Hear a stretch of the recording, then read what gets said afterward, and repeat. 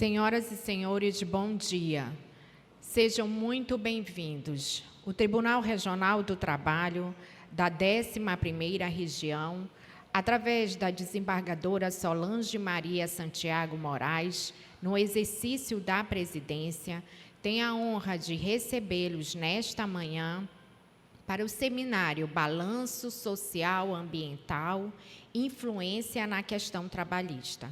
O seminário é realizado em parceria com o Sistema de Monitoração e Avaliação Social e Ambiental da Amazônia, CIMASA, e é voltado aos trabalhadores, empresários e profissionais que atuam na área de direito dos trabalhadores como instrumento de orientação sobre as legislações e normas vigentes sobre a questão no balanço social e ambiental e sustentabilidade. O objetivo é fazer com que, por meio do setor público, a aplicação do balanço social e ambiental seja difundida junto ao setor empresarial e aos sindicatos dos trabalhadores e impactar na redução dos acidentes de trabalho com afastamento, índice este que chega a 5.000 casos no estado do Amazonas, segundo dados do Ministério Público do Trabalho. Na programação de hoje, teremos a palestra do especialista Takashi Yamaguchi, relator de normas de responsabilidade social e ambiental da ISO e da ABNT, com atuação no mercado e divulgação para o terceiro setor no Brasil e no mundo. Foi relator da COP92 pela agricultura e atua há mais de 30 anos disseminando o tema na região norte e Amazônia. Informamos que os certificados de participação serão enviados aos e-mails cadastrados. Convidamos a excelentíssima senhora desembargadora Solange Maria Santiago Moraes, no exercício da presidência, para abrir oficialmente o evento.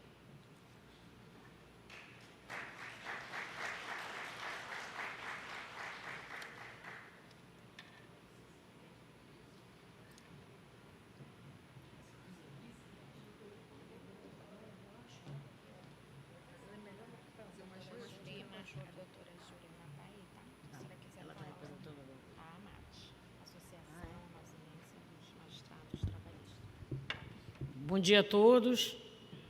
É uma satisfação grande recebê-los aqui em nome do presidente do tribunal. Eu estou aqui para abrir esse evento muito importante, né? O assunto é importantíssimo. Eu quero registrar aqui a presença do nosso professor, que vai dar a palestra para nós, um assunto que nós não entendemos muito, eu pelo menos entendo muito pouco sobre o assunto.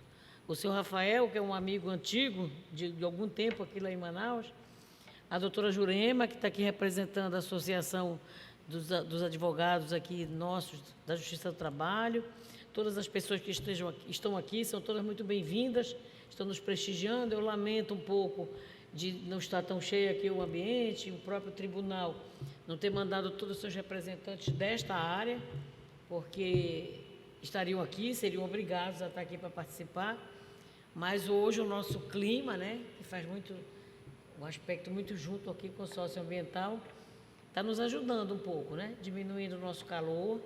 Vamos esperar que afaste um pouco esse fumacê que está nos perseguindo aqui há algum tempo. Já jogaram a culpa aí para o meu estado, né? Que não tem nada a ver com essa fumaceira toda, com essa fogueira toda que está surgindo aí.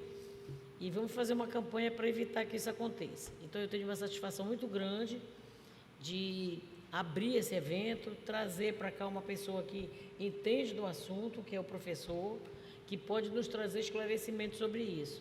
Me parece que isso aqui é um passo inicial para que a gente possa, aos poucos, entender das coisas. A gente ouve falar, a COP não sei o quê, a COP isso, aquilo, daqui a pouco vai ter a COP lá em Belém, né?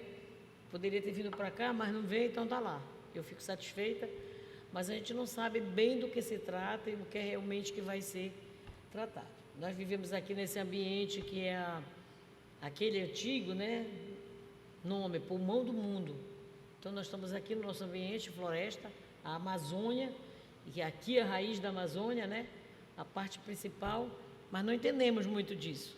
Então, agora nós vamos aprender com o professor, que é o estudioso do assunto, né, que vem através dessa cooperação do tribunal aí, com essa empresa aí, do que o senhor Rafael comanda aqui na região, para nos trazer esclarecimento sobre isso. Então, só me resta aqui dar as boas-vindas a todos, abrir as portas da casa para que todos possam se sentir bem e dizer que eu dou por aberto o evento, que é esse nosso seminário socioambiental aqui, para discutirmos sobre isso. Tenho um prazer muito grande, então sejam todos muito bem-vindos.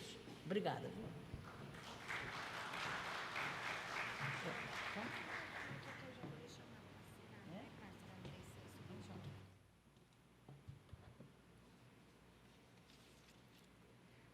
O Tribunal Regional do Trabalho da 11ª Região, através da excelentíssima senhora desembargadora Solange Maria Santiago Moraes, no exercício da presidência, e o senhor presidente do Sistema de Monitoração e Avaliação Socioambiental do Amazonas, João Rafael da Silva Rodrigues, nesta manhã, dia 7 de novembro, formalizam o termo de cooperação entre o Tribunal Regional do Trabalho da 11ª Região e o CIMASA Amazonas. O objetivo do acordo consiste em levar conhecimento, orientação e assessoria para a aplicação do balanço social e ambiental junto ao setor empresarial e aos sindicatos dos trabalhadores.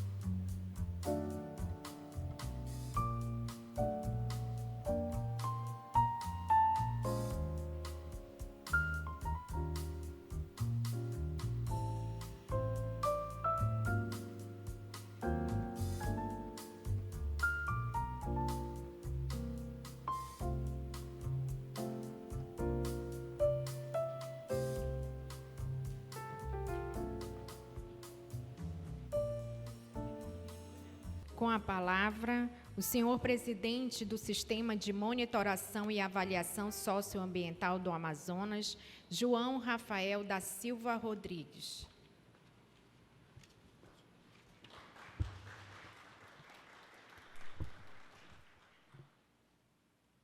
Muito bom dia a todos. É uma satisfação enorme estar hoje participando desta solenidade junto à Casa do Povo, Tribunal Regional do Trabalho, da 11ª, e me senti honrado pelo fato hoje também da nossa desembargadora, a doutora Solange, de estar presidindo esta solenidade. Não poderia, em nome dela também, de agradecer a toda a sua equipe de retaguarda, que nos apoiou na condução deste evento. Agradecer às pessoas que aqui estão presentes para que possam discutir e compreender um pouco mais da importância que tem esta temática, não só para a nossa região, a Amazônia, né, porque tem tudo a ver, evidentemente, mas, acima de tudo, para o Brasil. Esta apresentação, esta palestra do professor Takashi, ela é um dos trabalhos pela qual a CIMASA da Amazônia difunde nos nossos trabalhos. A CIMASA, como instituição, ela tem por obrigação de difundir todo o conhecimento do terceiro setor a todos.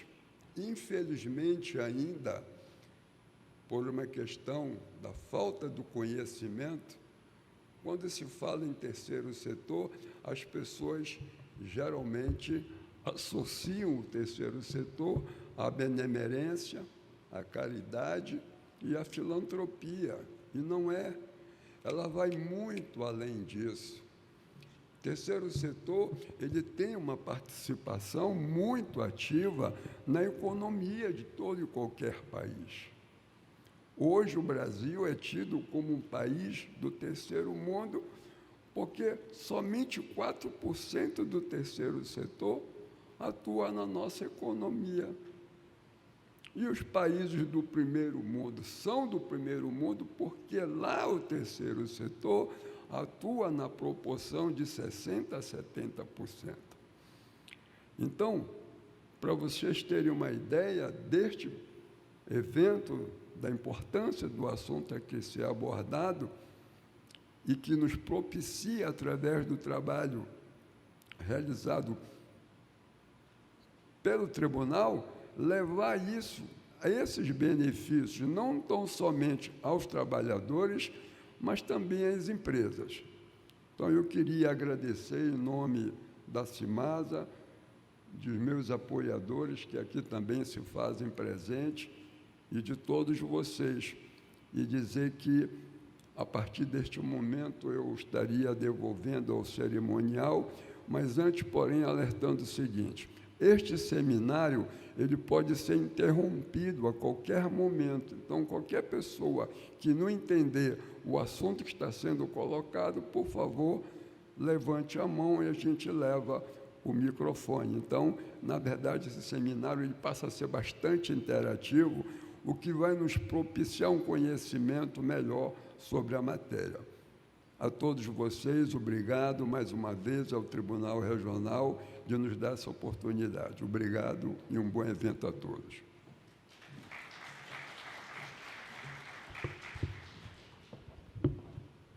E agora, eu convido o especialista Takashi Yamaguchi, relator de normas de responsabilidade social e ambiental da ISO e da ABNT, para proferir a palestra do dia.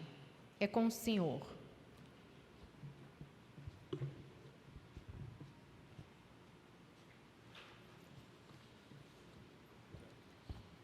Alô. Bom, bom dia a todos. Vamos trabalhar, né? Em primeiro lugar, pedir desculpas a vocês, porque não só eu tenho a cara de japonês, mas meu certidão de nascimento também é japonês. Então, peço desculpa no meu português, tá bom? Vamos lá.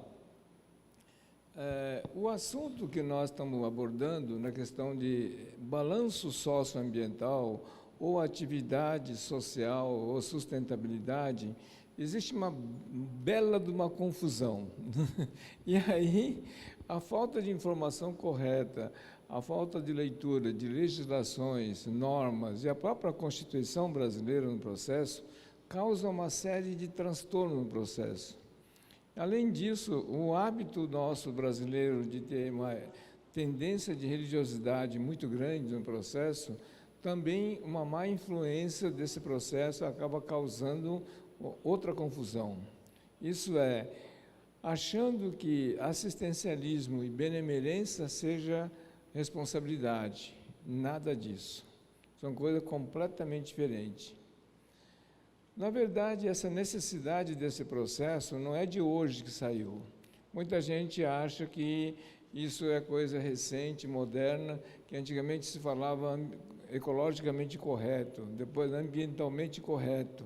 Agora tem que ter responsabilidade social e ambiental, né? E começa a surgir uma série de termos meio esquisitos. Mas o fundamento principal das leis e das normas que regem sobre isso são poucas vezes abordados ou lidos sobre isso. Eu tive a oportunidade de participar da organização da ECO 92.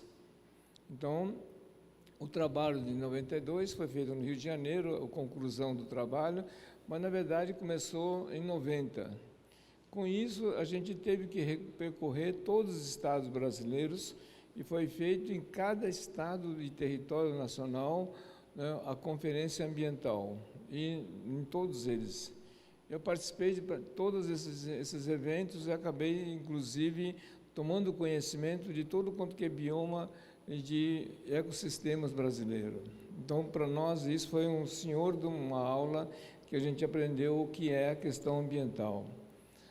Nesse processo, um dos pontos-chave era o setor agrícola, porque havia uma série de tendências internacionais no sentido de não permitir certas coisas que pudesse o Brasil fazer em termos de agricultura. E, na época, eu estava encarregado de uma organização chamada IBRAF, que é o Instituto Brasileiro de Frutas, e, com isso, eu fui nomeado para que pudesse estar participando da ECO 92 como representante do setor agrícola no processo.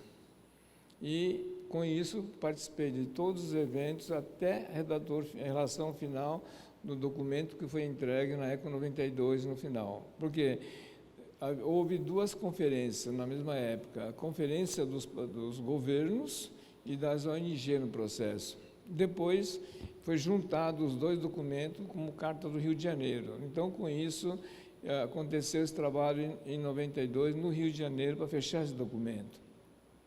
Por lado do governo, tinha todas as suas intenções, pretensões e obrigações, e havia toda a necessidade da ONU criando uma série de alinhamento para o desenvolvimento econômico e social no mundo inteiro. E ali começou a delinear uma série de ações que nós, que somos signatários do acordo da ONU, temos que seguir. Então começou a surgir os objetivos do milênio da ONU, e a coisa foi aumentando, eram 8 objetivos, passou para 17, e assim por diante. Mas, paralelamente com isso, houve uma série de trabalhos que meio complicado na área econômica e industrial, né? Quem estava acostumado com o Brasil antes da Revolução era uma situação, e, de repente, quando foi eleito um presidente chamado Fernando Collor de Mello, e quando o Brasil fez a abertura dos seus portos para produto estrangeiro, a empresa brasileira, muitas faliram e muitos tiveram uma surpresa enorme da falta de tecnologia brasileira. E isso fez com que todos os acordos internacionais que estavam represados no processo, que o Brasil não participava, porque na década de 60 o Brasil acabou tendo regime militar no processo, até a década de 90. Então, quando houve a eleição do Collor e quando nós voltamos a participar da Organização Mundial do Comércio, aí que o Brasil viu perante a realidade que estava acontecendo no mundo. Por incrível que pareça, até hoje, tá? Esse abismo ainda continua, melhorou, reduziu, né? Virou uma valeta que a gente brinca, mas ainda continua, tá? Muitos empresários brasileiros não sabem a origem das legislações, um monte de coisas que foram criadas em função disso. Então, na década de 90 para cá, houve uma série de mudanças de leis estruturais no Brasil. Uma delas é exatamente trabalhista, né? Não sei se vocês lembram que antigamente criança de 14 anos podia trabalhar. Ela ficou proibida e passou a ser 16 anos, né, e começou a surgir o primeiro emprego em outros programas, não foi? Quem seria o digníssimo deputado federal preocupado com isso, fez a mudança na CLT? Não tem. Assim como temos uma legislação dizendo o seguinte, que a empresa acima de 100 funcionários tem que ter 2% de deficiente físico e assim por diante, chegando a 5%. Né? Quem seria o digníssimo deputado federal que tivesse apresentado essa proposta no Congresso Nacional para mudar a CLT? Não temos. Porque isso não são tendências ou movimentos políticos nacionais que fizeram isso. Não. Isso é resolução da OIT, Organização Internacional do Trabalho. Então, se nós não fizermos esse tipo de leis no Brasil, o Brasil não pode participar do comércio internacional do processo. É essa a questão. Então, uma série de legislações e normas foram assinadas de 90 para cá, fazendo com que as empresas brasileiras começassem a obedecer a uma série de sequências. E existem algumas datas limite no processo. Então, quem não conhece a história um pouco desse mecanismo, não sabe por que tem marcado certas datas, como é que surgiu essas normas, leis, as pessoas não têm noção sobre isso. Então, a história começa em 1945, final da Segunda Guerra Mundial. Não? Como houve a Primeira e a Segunda Guerra Mundial, o que acontece? O Brasil fez parte da Segunda Guerra Mundial para combater o eixo do mal. O eixo do mal era o quê? Alemanha, Itália e Japão, não é isso? Então, o Brasil mandou soldados expedicionários para a Itália, o navio brasileiro foram afundados na costa brasileira, um monte de coisa. Então, o Brasil fez parte desse grupo de países que formaram a aliança para combater o eixo do mal. Terminou a guerra em 45, e aí? Não podemos deixar aqueles países que foram arrasados na guerra de lado, simplesmente ganhamos uma guerra, vira as costas e tchau, deixa ruína, não dá. Então tiveram que voltar para poder reestruturar aqueles países.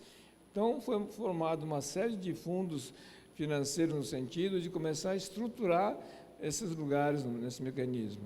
Então nisso o Brasil fez parte, já que o Brasil tinha mandado soldado expedicionário, participou da guerra, então bem-vindo ao Clube da Aliança e vamos ajudar a reconstrução desses países. Em função disso, na década de 50, foi organizada uma maior associação no mundo que recebe o nome de ONU, Organizações das Nações Unidas. E dentro dessa organização, cabeça de chave é a ONU no processo aqui, dentro dela aqui tem a OIT, Organização Internacional do Trabalho, assim como tem a Organização Mundial de Saúde, assim como temos a Organização Mundial do Comércio. Tal. Então, tem várias organizações que foram criadas através desse processo. E numa delas, na Organização Mundial do Comércio, o Brasil tem um assento garantido lá dentro, já que fez parte da aliança do processo. E nessa data começaram a se reunir para discutir como é que poderia fazer esse comércio livre entre esses países que ajudaram na Segunda Guerra Mundial e o que não ajudaram para ficar como segundo lugar no processo. Então, nasceu a Organização Mundial do Comércio e nasceu um acordo mundial chamado o quê? Cota Hilton, porque foi feito na cidade do Hilton, nos Estados Unidos, onde representantes de vários países reuniram e, tipo assim, você, que país que é? O que você pode produzir? Então, no Brasil, fazia parte do processo, o que o Brasil tinha para exportação? Café, açúcar, tal. Então, recebeu cota de venda de café. Isso é, você tem uma produção X, tem um consumo Y no seu país, a sobra pode exportar. E assim por diante foi organizado isso. A Cota Hilton, então, nasceu nesse processo em 1955. Como isso não poderia perdurar por o tempo todo, porque se perdurasse ia chamar de cartel esse negócio, o Acordo Mundial foi formado que Cota Hilton teria prazo de 50 anos. A partir dessa data em diante, seria o quê? Livre comércio. Então, houve essa questão da Cota Hilton definido e terminaria em 2005. Tá. Nesse período aqui, o que aconteceu? Não só o Brasil, assim como muitos países na América Latina, teve o militarismo. Então, o Brasil teve a retomada através do poder militar, a Argentina aconteceu a mesma coisa, Chile aconteceu a mesma coisa, Cuba, assim por diante, vários países no mundo tiveram essa situação. Então, o que aconteceu? Na década de 60, aqui no processo aqui, o Brasil teve essa parada, certo? E em 90, quando vocês elegeram o Fernando Collor de Mello no processo aqui, começa a voltar o acordo. Então, houve a abertura dos portos para importação de produtos e assim por diante, houve uma série de negociação com a Organização Mundial do Comércio. Então, nesse momento aqui, na década de 90, então começou a se levantar uma série de situações. E o Brasil foi aceito de novo na Organização Mundial do Comércio. Então, o Brasil, em 94, volta à Organização Mundial do Comércio. Só que quando chega lá, o pessoal fala assim, olha, brasileiro, vocês estiveram ausentes nesse período todo, a cota Hilton estava em andamento com todos os países, vocês ficaram de fora, né? Então estamos readmitindo vocês. Não só como você, a Argentina estava na mesma situação, Chile estava na mesma situação, tal, e foi feito um novo pacto. Esse novo pacto chama o quê? Consenso de Washington. Então, na década de 90 e 94, assinam o Acordo Mundial de Consenso de Washington e o Brasil aceita esse acordo que foi feito em 55, com um prazo até 2005, de tal maneira que acabasse o Acordo Mundial de Cotas. Então, o Brasil tinha cota de suco de laranja, cota de aço, um monte de coisa para exportar. Então, a partir de 2005, não tem mais cota. Só que criou uma série de outras certificações. E começou com certificação de qualidade total, ISO 9000, assim por diante, começou a surgir uma série de normas, certificado de origem, um monte de coisa, para que pudesse estar trabalhando com isso. E nesse meio desse termo, surgiu o termo social responsabilidade socioambiental. Então, na década de 90, aqui, quando o Brasil volta ao acordo, então, com isso, as leis brasileiras tiveram que ser mudadas rapidamente. Então, as leis trabalhistas que eu falei agora há pouco, um monte de coisa, mas surgiu um pequeno ruído.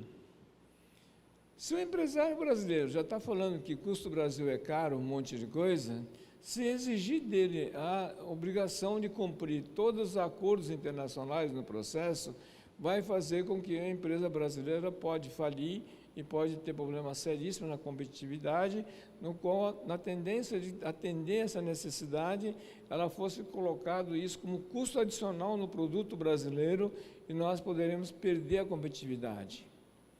Então, com isso, em 94, houve uma mudança na lei do imposto de renda. É aí que começa o nosso drama.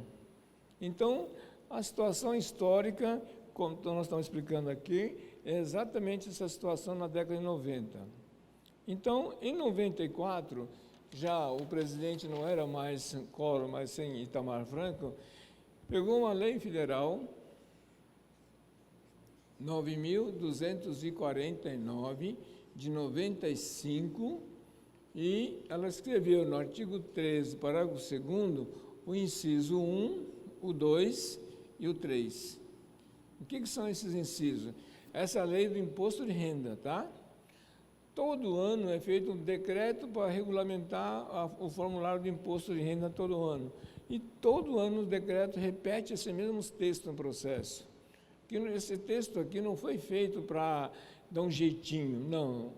Ela é estratégica para o Brasil, para que as empresas brasileiras possam cumprir as obrigações internacionais e que isso não seja custo adicional para as empresas. Esse é o ponto-chave onde não está sendo discutido isso. O inciso 1, ela me fala que é a lei de incentivo à cultura. Mas essa lei de incentivo à cultura, por exemplo, foi muito mal utilizada, ainda é mal utilizado. Esse dinheiro não é para bancar artistas, alguma coisa, banda musical, festival, não era para isso. A lei aqui, nesse ponto aqui, deixou bem claro que é para preservação artístico, paisagístico, histórico, cultural, é para fazer preservação da memória. Nisso pode usar artes no processo? Sim, permitido. Mas aí houve uma série de lobby dos artistas no processo e conseguiram fazer uma mudança radical e dá a entender hoje que lei de incentivo à cultura é para bancar artista. Não é nada disso, pelo amor de Deus. Esse é o lobby dos artistas. Aqui no caso, exemplo clássico aqui em Amazonas, quantos e quantos prédios antigos vocês têm aqui caindo aos pedaços, que poderiam estar aproveitando essa legislação para poder recuperar, restaurar, para não deixar acontecer o que está acontecendo. Não é?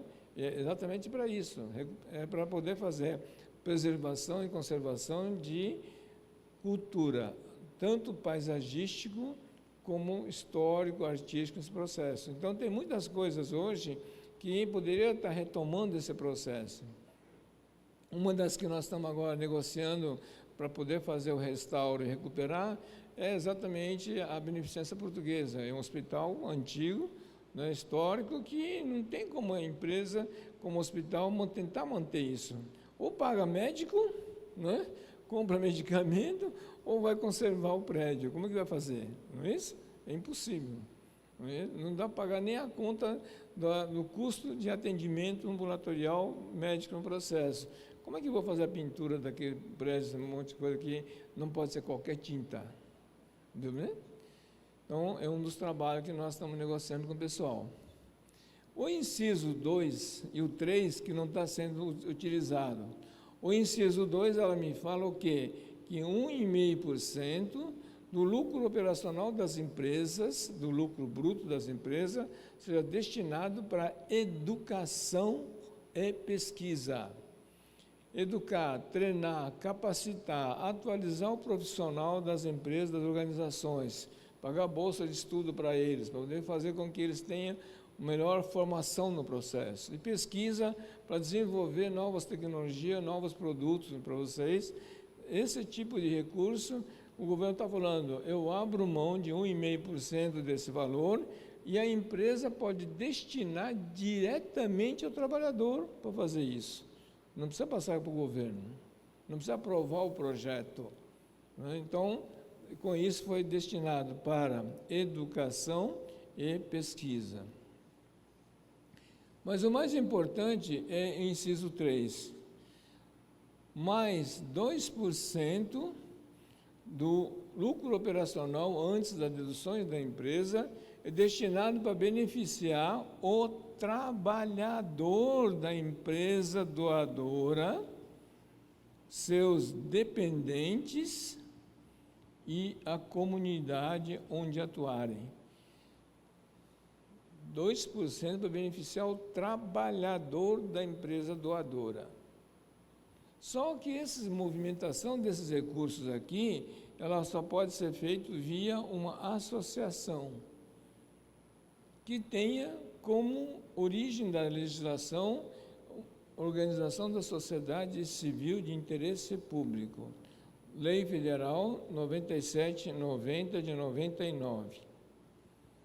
De tal maneira que, com isso, todo o custo, o programa de benefício ao trabalhador que for feito, não seja custo da empresa. Se a empresa pagar isso diretamente ao funcionário, é custo da empresa. Se ela pagar isso via uma associação dos funcionários ou coisa parecida, esse valor é dedutível da base de cálculo do imposto dela. Então, ela não está pagando porcaria nenhuma. Ela está pagando e descontando no governo federal. Então, o governo federal está falando, eu abro mão, vocês empresários, façam direto na sua comunidade, sociedade, para ajudar o seu funcionário, o seu trabalhador, que tem uma série de exigências a serem cumpridas, e isso não seja repassado no custo final do seu produto. Por isso que é chamado de renúncia fiscal. Quem está renunciando é o governo federal.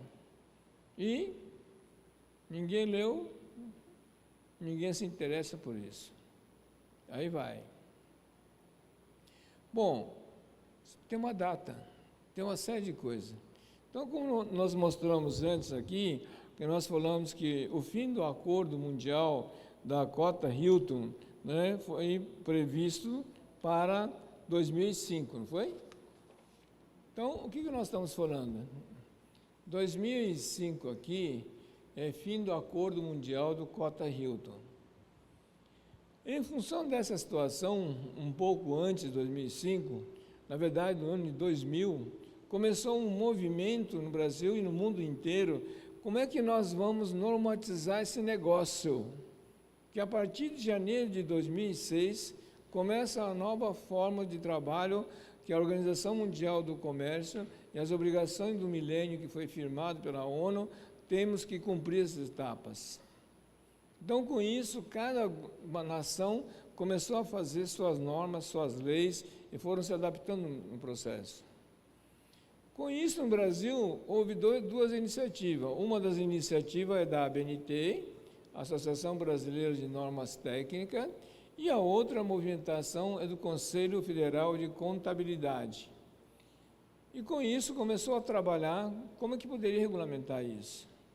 No ano de 2000 foi formado né, no Brasil, o comitê da ABNT para fazer a norma de responsabilidade social, no qual faço parte da relatoria dessa norma. Então, com isso, aqui saiu um documento chamado o quê?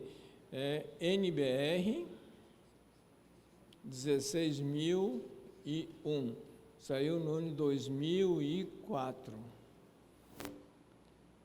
Depois foi feito a 16.002, que é como é que se estrutura, como é que se treina, como é que se capacita as pessoas profissionais para serem auditores desse processo de responsabilidade socioambiental. E saiu a 3, que é como que nós vamos certificar essas organizações. Então, com isso, saiu a norma da ABNT, que fez esse tipo de classificação. Na mesma época aqui, o Conselho Federal de Contabilidade também formou uma norma chamada NBC-T15.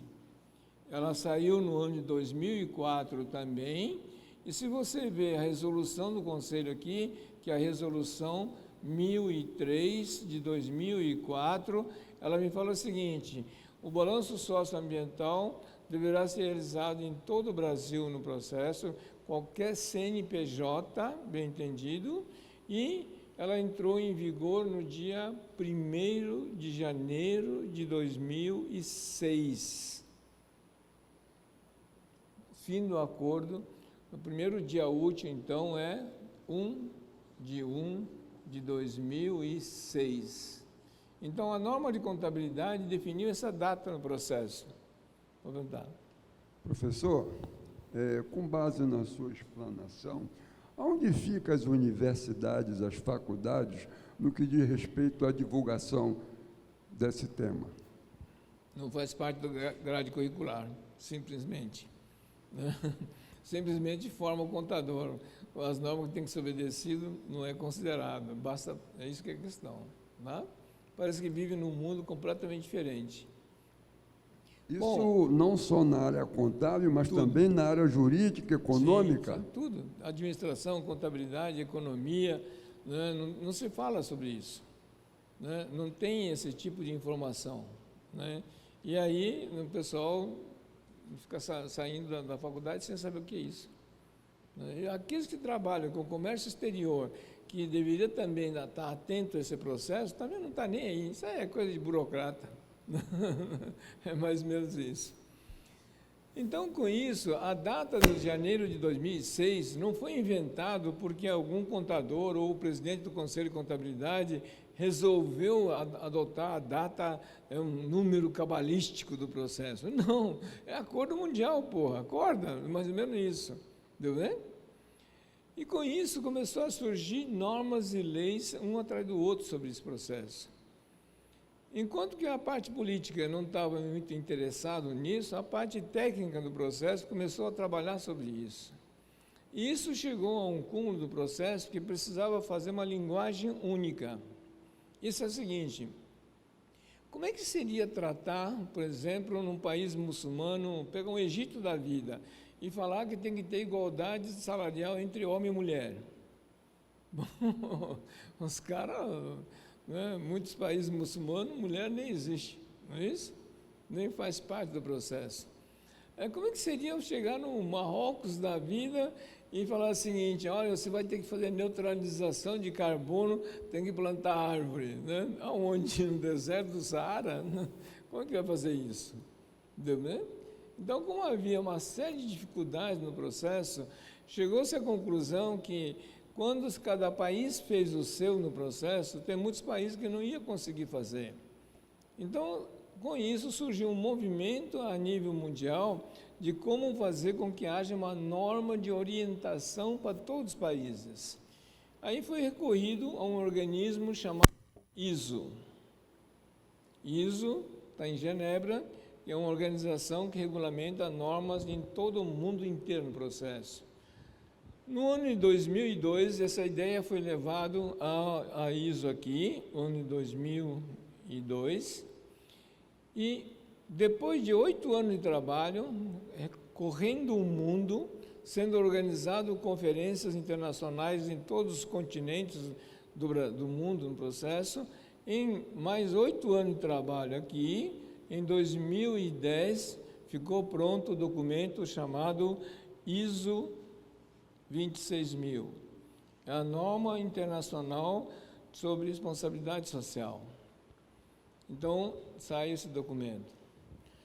Nesse período de 8 anos de trabalho, a gente teve que correr o mundo, conhecer como é que era o sistema, por exemplo, na França, como é que é o sistema no Japão em relação às certificações socioambientais, como é que seria isso nos Estados Unidos, como que seria isso na Alemanha, como que seria isso na Áustria, assim por diante. E com isso foi feito, durante 8 anos, viagem no mundo inteiro para ter essas conferências internacionais para chegar numa redação. Então, quando a redação ficou pronta em 2010, essa norma da ISO no processo é a única norma ISO que não é certificável. Se algum babaca, alguma empresa falar assim, não, eu estou certificado por ISO 26000, ô babaca, você comprou o documento equivocado, porque não é certificação, é apenas guia. O guia falou o quê? Como é que cada país, dentro da sua realidade sociocultural e ambiental, deve fazer sua norma interna de responsabilidade socioambiental. O Brasil já tinha feito a 16.001, né? Ele já tinha feito a norma de contabilidade. Então, o mundo inteiro começou a seguir esse processo. Nesse relacionamento com outros países, começamos a receber e ter dados que cada país adotou no processo. Então, foi uma aula e tanto de saber como é que se faz esse procedimento. A equipe japonesa que participava do processo, quando soube que tinha um oriental, né, japonês, descendente japonês, participando do comitê brasileiro no processo, o grupo do comitê japonês mandou para nós um calhamaço assim de documentos, manuais que o Japão tinha feito. Então, o que o pessoal me falou? O governo japonês deu o compêndio para mim, impresso, e chegou e falou assim, olha, como você é parente nosso, está trabalhando nisso, eu vou te mostrar quais são as leis, normas que o Japão fez. E deu para nós de presente esse documento. Primeiro susto.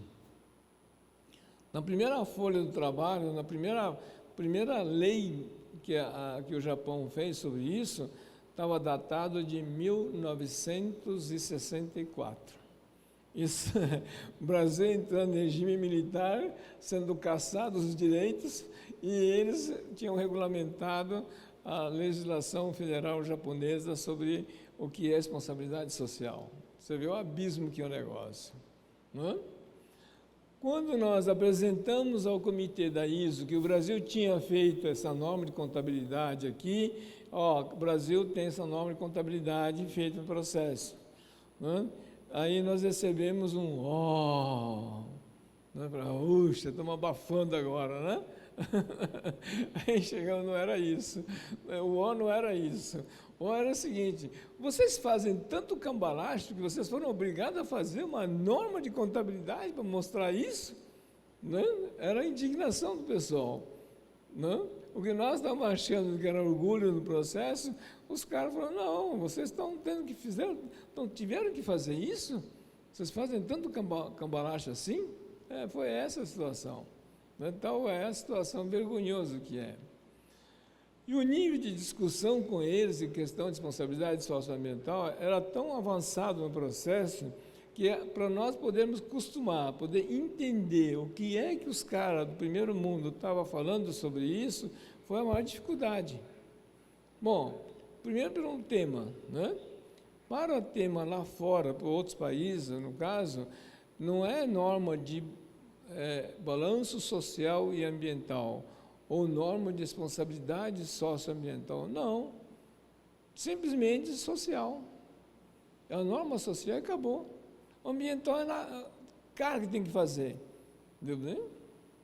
Agora, no Brasil, não. A gente teve que colocar balanço social e ambiental. Definir essa diferença grande no processo. Então, as atitudes que eram feitas em relação a esses países envolvidos no processo E vamos para o caso da logística reversa, por exemplo, da legislação, né, com dificuldade desgraçada de implantar, né, saneamento básico, por exemplo, para eles não existem essas leis. Né? É na cara que tem que fazer. Por que tem que estar escrevendo isso? Por que o governo tem que gastar tempo e dinheiro para poder fiscalizar isso? Isso é lógico que o cara tem que fazer. Então, você imagina a diferença que tem nesse processo. E com isso, acabamos chegando num documento final, em 2010 aqui, a norma internacional sobre isso. Bom, infelizmente, todas essas normas aqui, infelizmente, no Brasil não é lida e nem aplicado. Isso que é a grande dificuldade. Nós olhamos toda hora nas páginas das empresas, a responsabilidade social e ambiental. Clica lá para ver. Se algum deles fala sobre essas normas, alguma coisa sobre essa aplicabilidade. Não. Programa de responsabilidade social da empresa. Fizemos campanha de cesta básica para distribuir para a comunidade. Fizemos bolsa de estudo, não sei o que lá, tal. Faz uma benemerência. A parte mais importante da norma não é tido. Agora surgiu uma moda do quê? SG. Não é? Certificações de governança. A empresa tem que ter governança, não pode ser corrupto, não pode ficar bancando político, um monte de coisa. Ótimo. Mas por que ela não escreve e está cumprindo a legislação e as normas e a Constituição brasileira? Não tem isso. E todas as ações que é descrito nas páginas, normalmente, está xingando a gente de palhaço. Por quê? As pessoas que estão trabalhando com isso não conhecem o processo, não conhecem as normas e legislações. E por achar que está fazendo alguma ação social, está tentando mostrar o lado bom da empresa, mas no fim está descrevendo o crime que está sendo cometido. Essa é a grande dificuldade.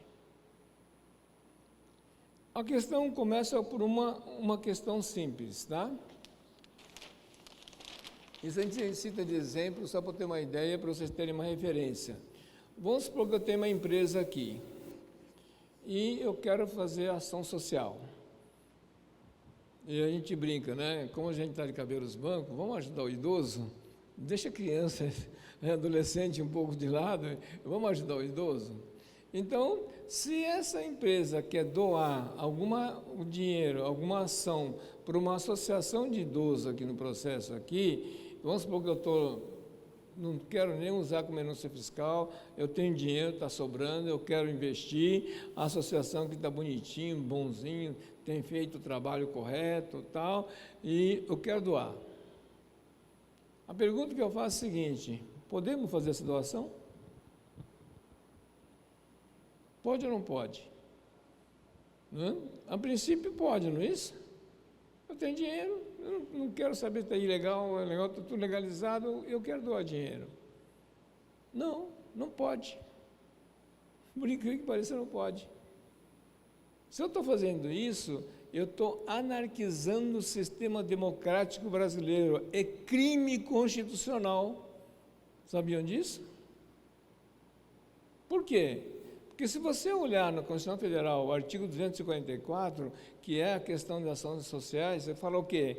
A ação social tem que ser feita através de suas representações. Porque nós vivemos num país democrático, não anárquico. Então, com isso, várias associações de idosos aqui participam aqui do Conselho Municipal do Idoso, aqui, cada um participa aqui dentro aqui. Aqui tem um representante do Executivo, tem um representante dos trabalhadores e tem um representante das empresários que estão aqui.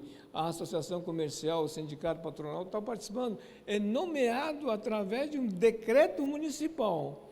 A organização e o CPF do representante que está participando dessas reuniões. Então, no momento que eu faço a ação, independente desse processo, e eu faço com que haja esse trabalho aqui, eu estou desrespeitando todo esse processo.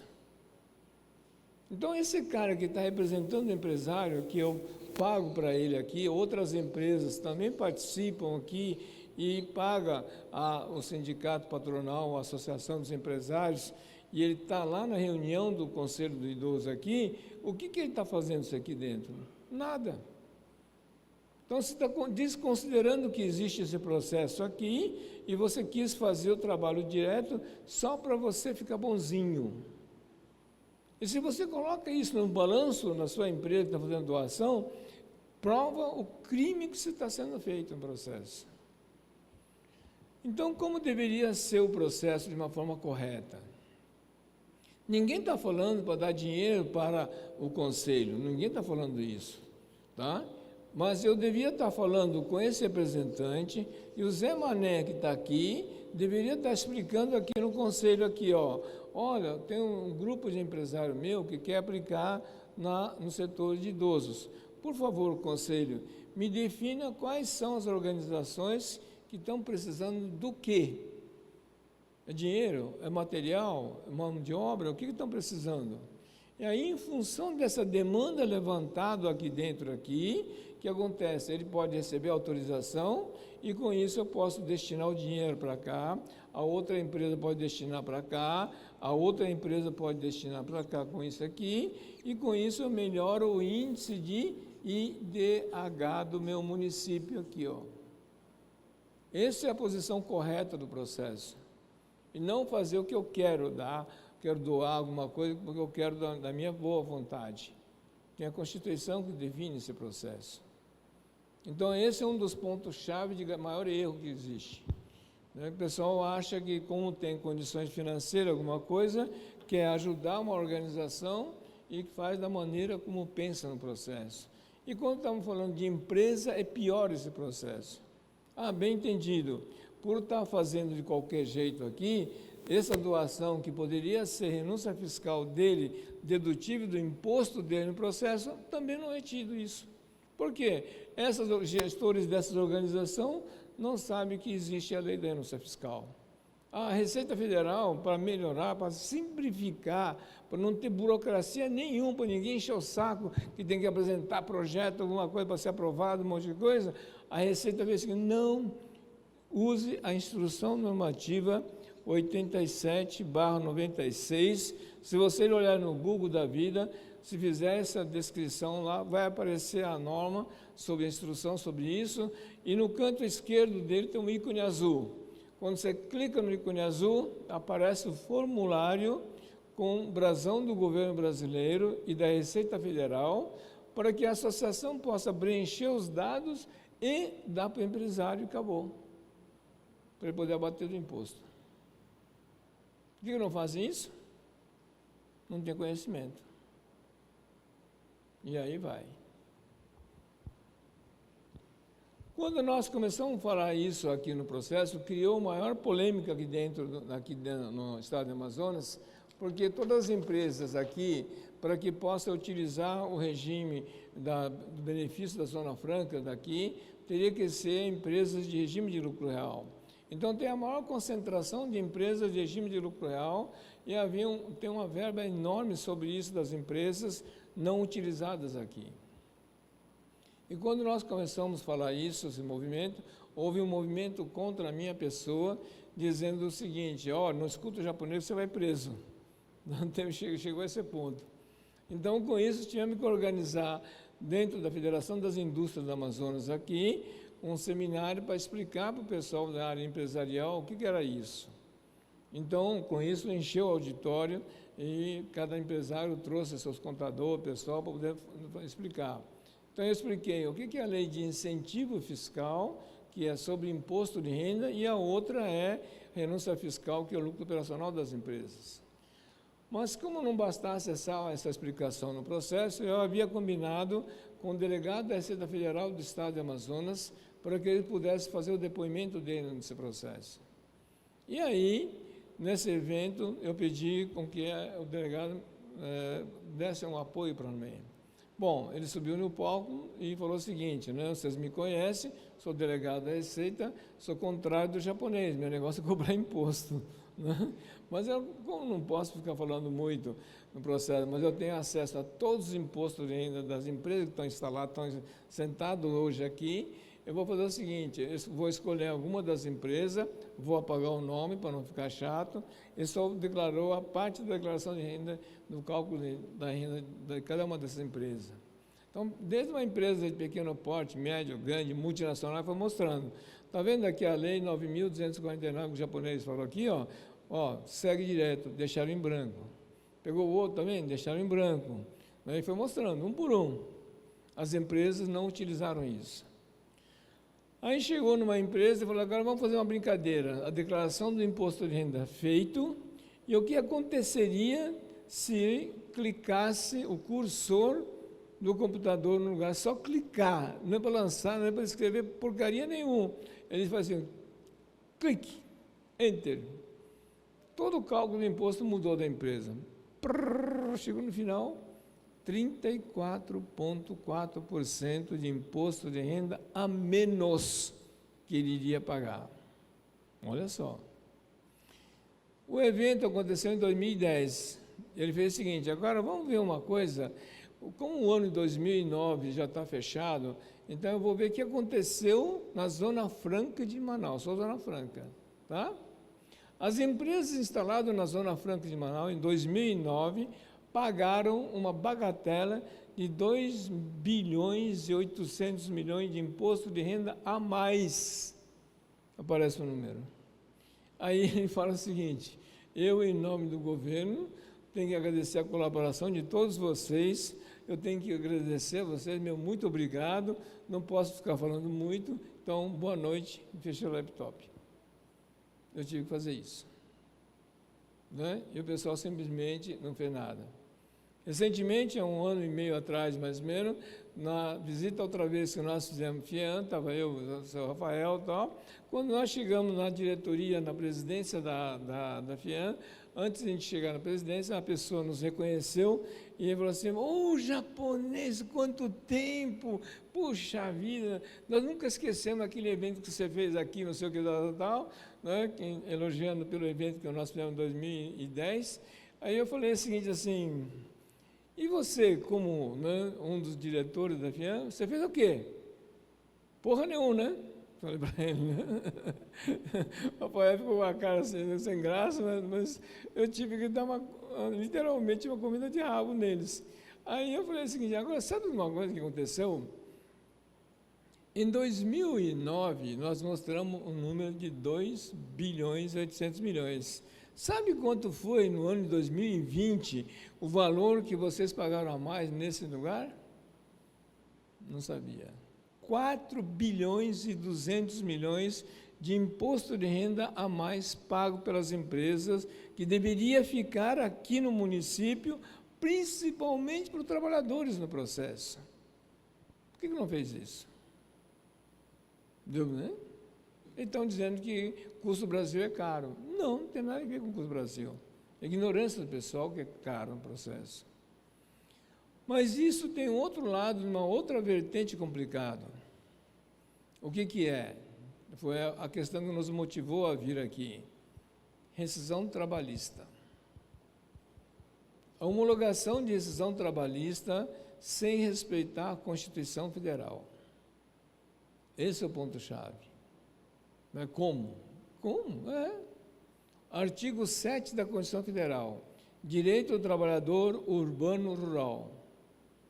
Inciso 11. Participação dos funcionários nos lucros ou resultado das empresas. Quem está fazendo isso? Olha que é um direito constitucional. O próprio Sindicato de Trabalhadores também não cobram isso. Muitos advogados trabalhistas também não cobram isso. Um direito constitucional, porra. Não estão falando de uma leizinha vagabunda. Desde 88. Então, o questionamento com o trabalhador, o sindicato, um monte de coisa, por que você não está cobrando isso?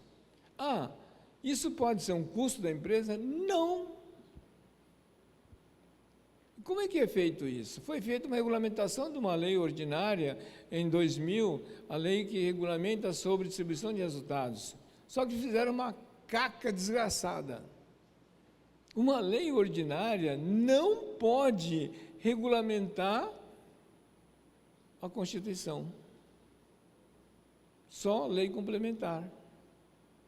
Nós já fizeram uma lei errada no processo. Ali dá alguns diretrizes no processo.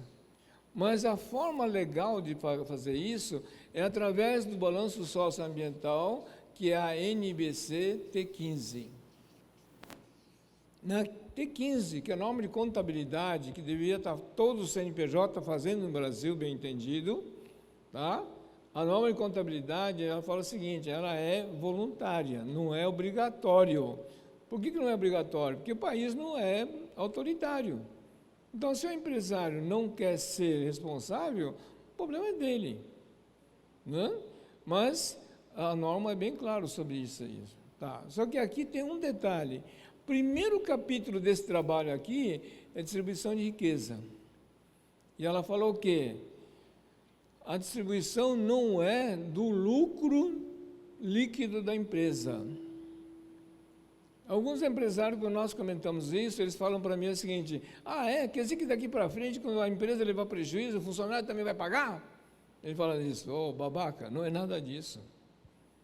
A norma de contabilidade deixa bem claro que é o seguinte, ele pode fazer uma série de dedutibilidade no imposto de renda para que ela possa pagar menos imposto de renda. Tem essa previsão. Então, a lei está falando o quê? Os 2% da renúncia fiscal é do lucro operacional antes das deduções. Antes.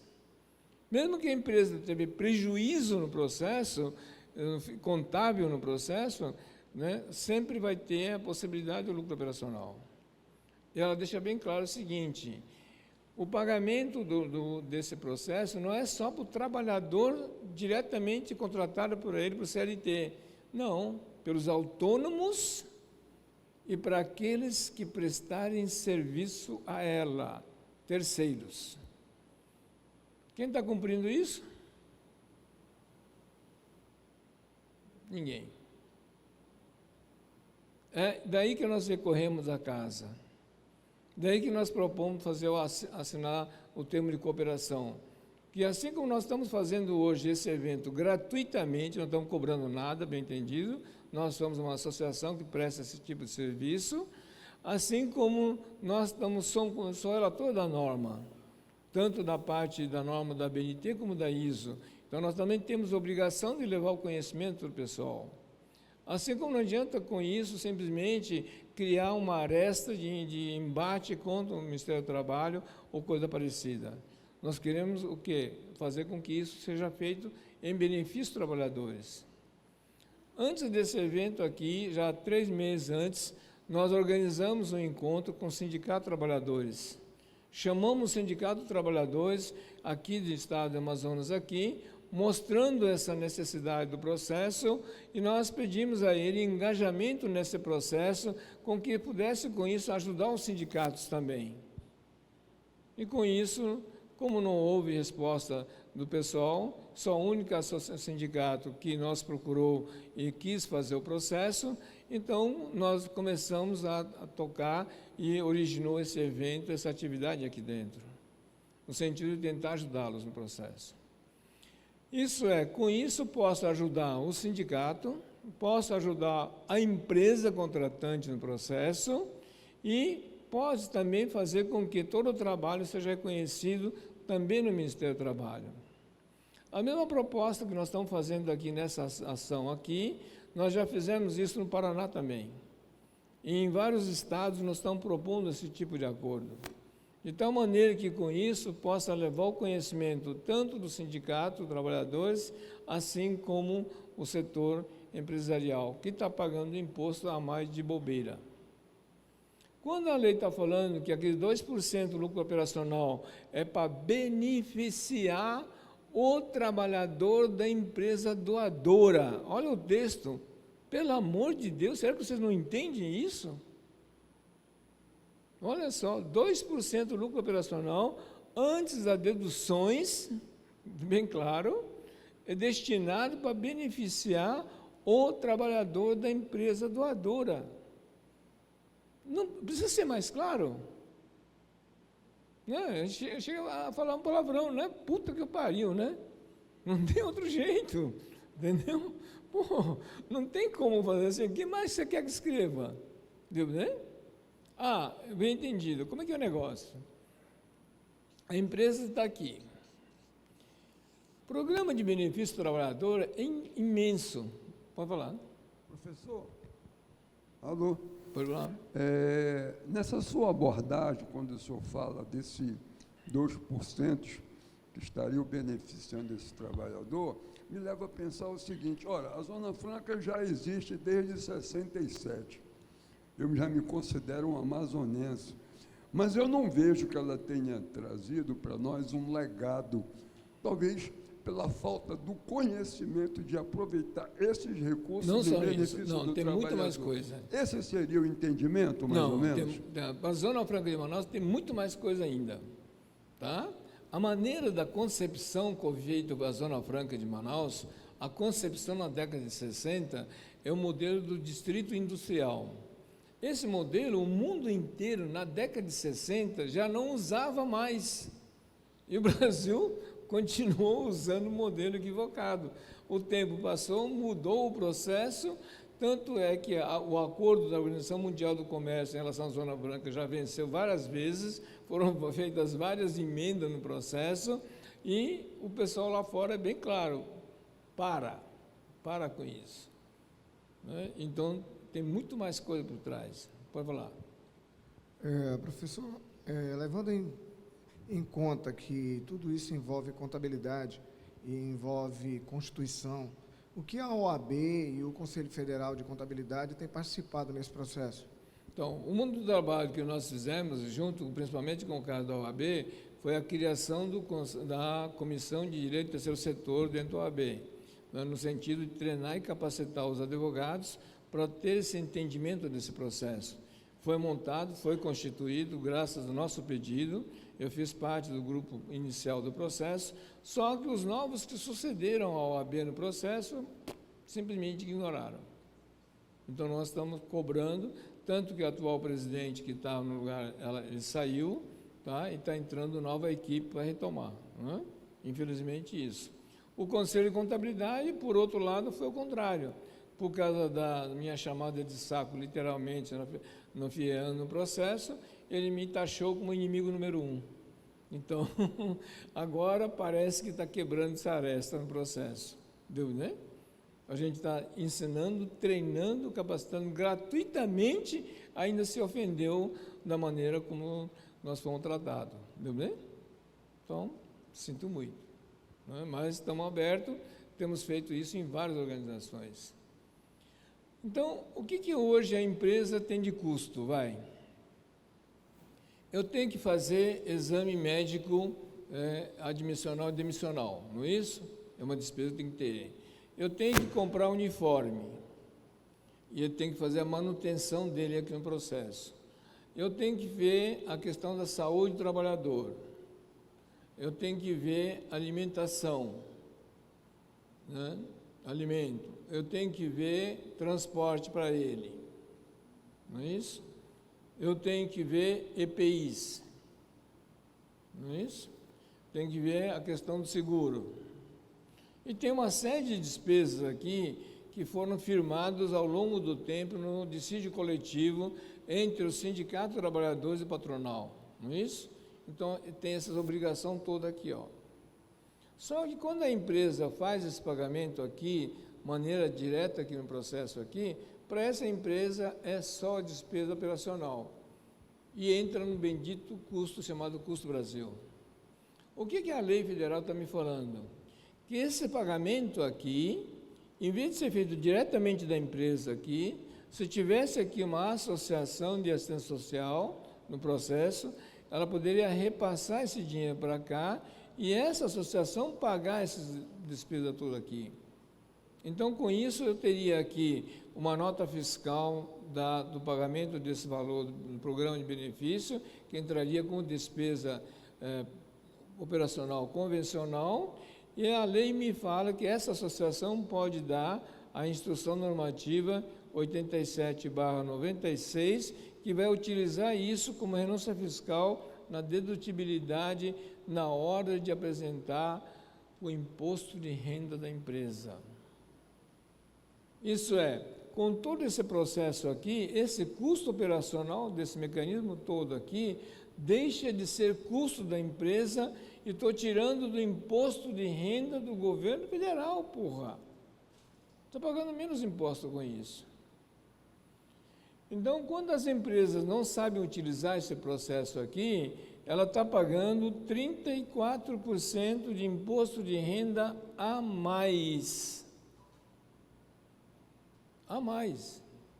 Então, não é custo do Brasil. A ignorância das empresas está fazendo com que pague mais impostos e prejudique mais o trabalhador no processo. Então, esse é o ponto-chave do mecanismo. E dentro deles aqui, tem a questão da distribuição do lucro ou resultado da empresa para o trabalhador no processo. Então, eu estou falando 2% é para beneficiar, olha só a palavra, beneficiar o trabalhador da empresa empregadora, doadora, seus dependentes e a comunidade onde você atuar. Não existe no Brasil nenhum município brasileiro que não tenha 1 centavo de renúncia fiscal. Não existe. Qualquer cidade que for, qualquer tamanho da cidade, companhia de energia elétrica tem. O lucro real. Telefone tem. Lucro real. Não estou falando comunidade onde atuar. Vamos fazer um paradoxo bem simples no processo. Vamos supor que nós gostamos de produtos de qualidade. Então vamos consumir um produto que todo mundo conhece, chama Sadia. Tá, isso aqui está em Santa Catarina, no município de Chapecó. Quando ele vende esse produto aqui, em Manaus, aqui no processo aqui, o que aconteceu? O dinheiro que tirou daqui no processo foi para Chapecó aqui e melhorou a renda do estado de Santa Catarina e do Chapecó, não foi isso? E vocês ganharam o quê? Nada. Então, se você interpretar a lei, está falando o quê? Eu tenho direito a um percentual dos 2% daqui em relação ao volume do dinheiro que eu comprei o produto deles aqui. Vocês querem saber quanto que é isso? Fácil. Só chegar na Receita Estadual e dar o CNPJ dela, dá para saber quanto de produto que ela vendeu aqui no estado de vocês no ano passado. Então, com esse dado, eu posso chegar para o desgraçado aqui e falar assim, vamos fazer um acordo? Né? Nós temos direito a um percentual desse resultado em ação social e ambiental aqui em Manaus. Que tal você nos ajudar com isso? E você descontar o imposto de renda. Senão, eu posso fazer boicote para não comprar seu produto, compra do seu concorrente. Que tal? Professor? Bom, pode falar. O que a gente precisa fazer para mudar isso aí? O que localmente nós, amazonenses, podemos fazer para resolver isso aí? Esse é o ponto que nós estamos aqui. Como já fizemos várias tentativas de trabalho, já fizemos vários eventos, seminários, a gente tem feito isso em vários lugares aqui na região, aqui no processo, já temos todo mês um seminário discutindo, demonstrando esse processo, e aqui faltava uma legislação no processo. Porque não é só esse dinheiro, né? Tem um outro pior ainda, que é o 2% de depósito compulsório do Banco Central. Tá? Não sei se vocês sabem o que é isso. Né? Quando teve a última campanha eleitoral, teve um candidato a presidente que ele falou que, se ele fosse eleito, ele iria resolver a questão das pessoas na SPC e Serasa. Né? Então, ele comentou sobre isso.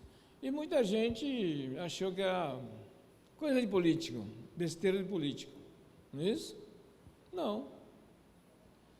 Ele simplesmente estava falando de uma resolução do Bacen, Banco Central, chamado 1003, né?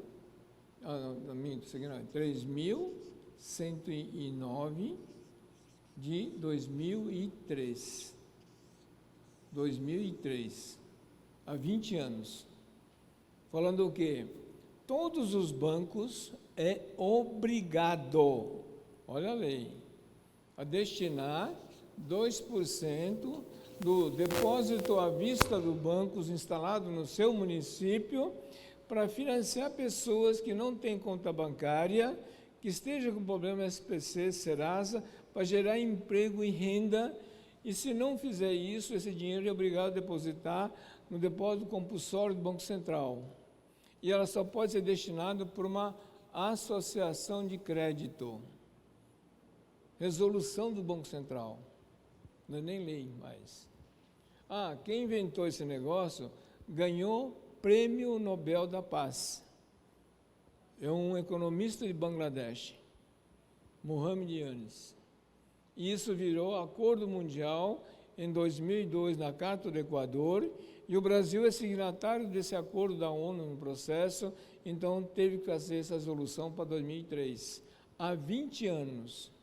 Só que se eu chegar no banco aqui no Brasil, aqui em Manaus, simplesmente o cara vai falar o seguinte: olha, meu banco já faz essa ação social e ambiental lá na favela da Rocinha, lá em Paraisópolis, não te coisa, e dá uma desculpa esfarrapada, e vocês ficam assim, fazer o quê, né? Então, para evitar isso, o que nós fizemos aqui?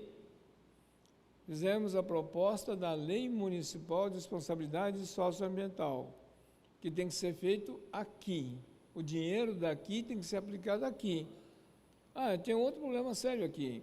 Quando eu conversava com a empresa Monte Cook, que está instalado aqui na Zona Franca de Manaus, para qualquer ação socioambiental, os caras sempre alegavam o seguinte: não, a nossa empresa é muito grande, é complexo, nós só fazemos produção aqui, então isso é decidido na matriz. E a matriz não fica aqui, sabe? Fica em São Paulo, no Rio de Janeiro, um monte de coisa e tal, e dava essa desculpa. Mentira. Mentira porque se a empresa não tem matriz aqui na Zona Franca de Manaus, não pode gozar dos direitos da Zona Franca de Manaus. Que porra é essa de matriz está em São Paulo? Essa desculpa não vale não, meu chapa. Então, com isso, nós pedimos fazer essa lei. Essa lei foi promulgada, a Lei Municipal de Responsabilidade Socioambiental.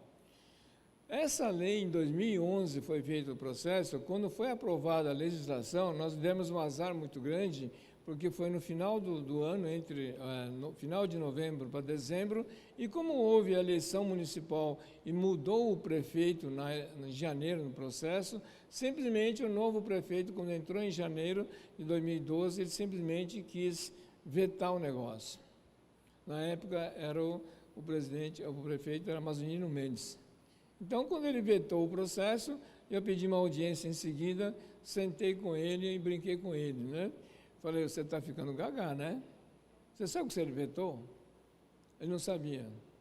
Aí o jurídico dele, assessor jurídico: não, tem que vetar essas leis, essas porcarias, não sei o quê, da gestão passada, porque não sei o quê, tal. Eu falei: olha, vai com calma. Eu falei: você leu, por acaso, o cabeçalho dessa lei? Não tinha lido. Então, acho que é bom você ler. Porque essa lei não foi feita por um vereador qualquer do seu município, não. Por incrível que pareça, essa proposta da lei fui eu que apresentei. E foi feito em audiência pública. E teve 3 sessões de audiência pública e foi aprovado por unanimidade.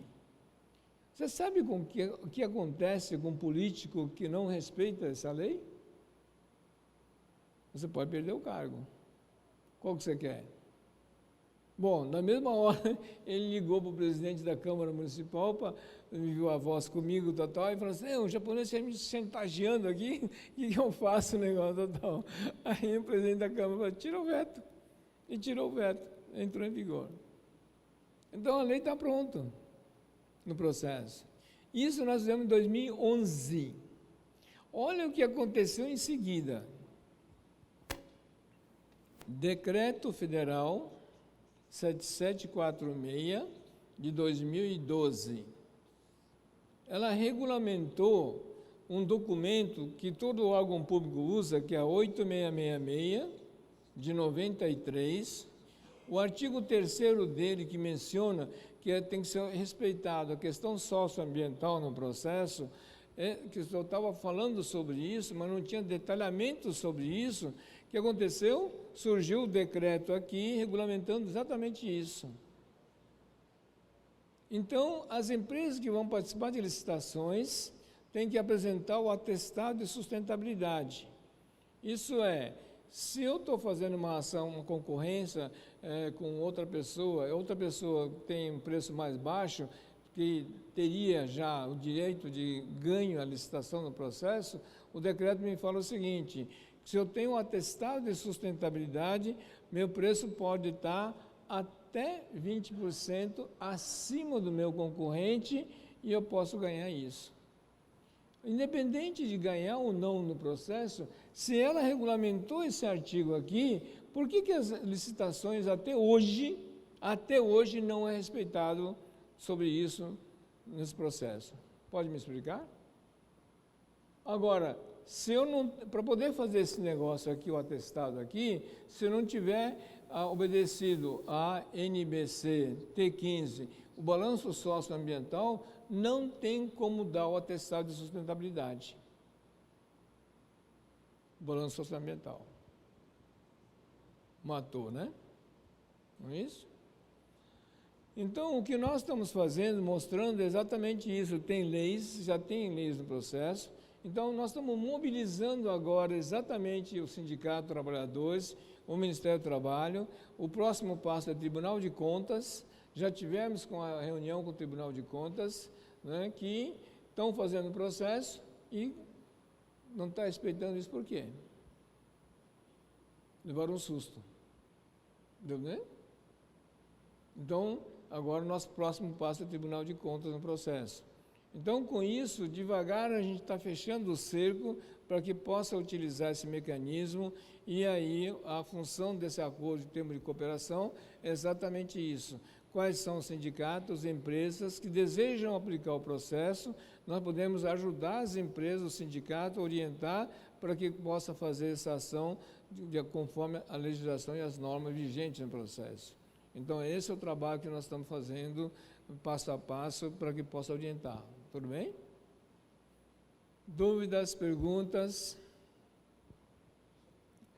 Vamos lá. Não tem nada?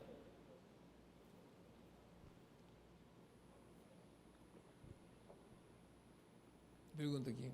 Aqui.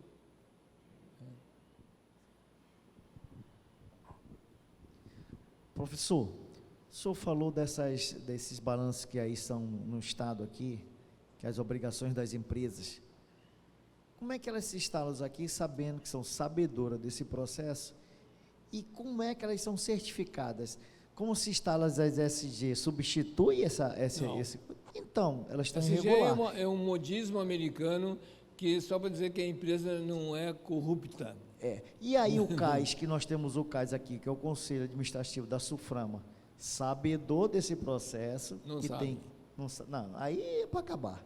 Então, nós estamos aí com uma representação que está acabando não só o Estado, Exatamente. o país inteiro. Exatamente. Né? Que aí são prejudicados quem?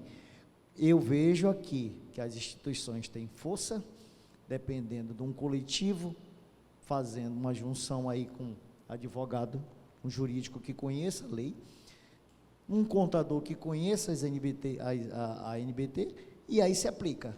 Aí sim, tem viabilidade de fazer um novo formato para o Estado. Exatamente. Infelizmente, pessoal, são normas vigentes, não são lidas, não são compreendidas, né? Infelizmente, ninguém está observando isso, tá? Então, o trabalho nosso é exatamente isso, de ensinar esse procedimento, tá? Bom dia, Bom professor. Para quem não me conhece, eu sou Fabíola, advogada trabalhista. A pergunta não é para o senhor, professor, dessa vez. Será para a doutora Solange. Após tudo o que foi colocado aqui pelo professor, quais serão as medidas tomadas pelo Tribunal Regional do Trabalho da 11ª Região?